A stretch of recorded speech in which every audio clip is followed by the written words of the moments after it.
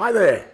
Thing I like about the Sunday shows that we put out on Mansfield today is that you get a nice little mix. The you get the laid back things like gardening and cooking and all that sort of stuff, and then you get a bit of edge to it as well, and a bit of adrenaline sometimes. Courtesy of Nick Cowan, the associate editor of Stuff magazine, who looks after our gaming side of the input that we have here on the show. Nick, nice to have you with us once again.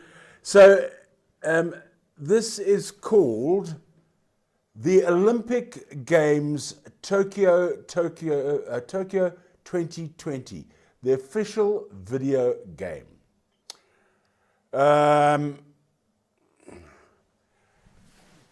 Isn't this game a little late?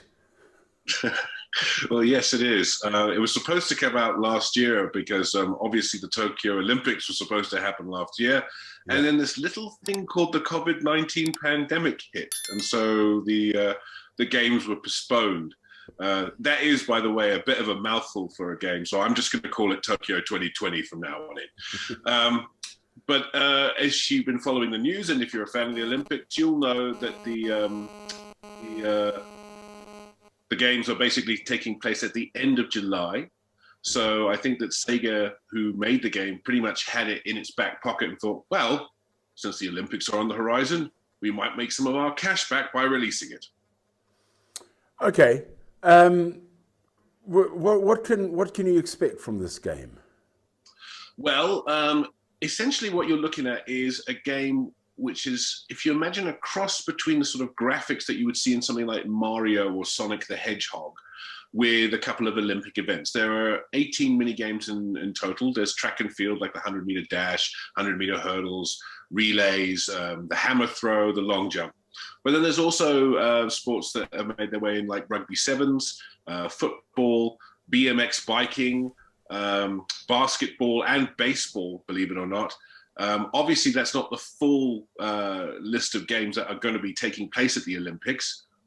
They've left out, and I am tearfully reporting this, skateboarding, which makes its debut at the Olympics this year.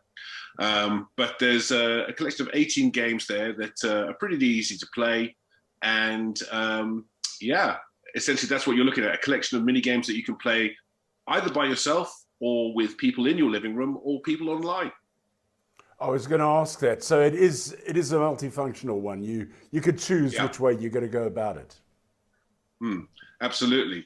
And I would say it's probably more fun to play online or with friends, mainly due to the fact it's a very, very simple game to play. I mean, I would bet cold hard cash, Jeremy, even you could play it.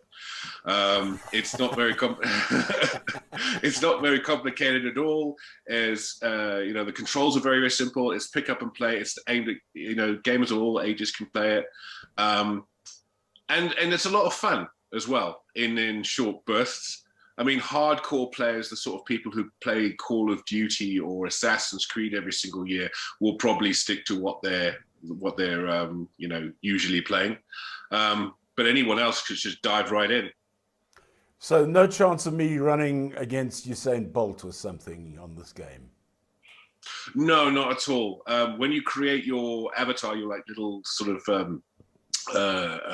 athlete in the customization menu, it looks very cartoon-like. It looks like something out of Fortnite or Knockout City. No one will ever mistake what you have created for an actual athlete. That having been said, there's a lot of great customization options which make the whole thing quite silly and quite fun to play.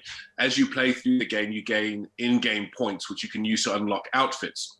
So if you've ever wanted to run the 100-meter dash dressed as Sonic the Hedgehog, now's your chance. If you've ever wanted to play rugby sevens wearing just a bowler hat and your underwear, now's your chance. If you've ever wanted to play judo dressed as a pirate, now's your chance. You strange people, you. I mean, it is a lot of rollicking fun. It really, really is. And like I said, it's great if you're someone who doesn't have a lot of time, which a lot of people who have jobs don't, and you have a family and you're worried about the bloodletting you would find in a game like Doom.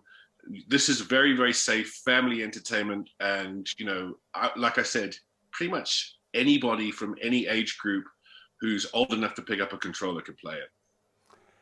To me, it sounds like one of those where you invite a bunch of mates around on a Sunday afternoon, haul out a crate of beer, sit down, Yeah.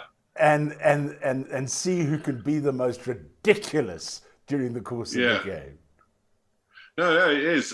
It's aimed at all ages, but I think that it should also say on the box, aimed at drunken singles who are having a party on a Friday night. Love it.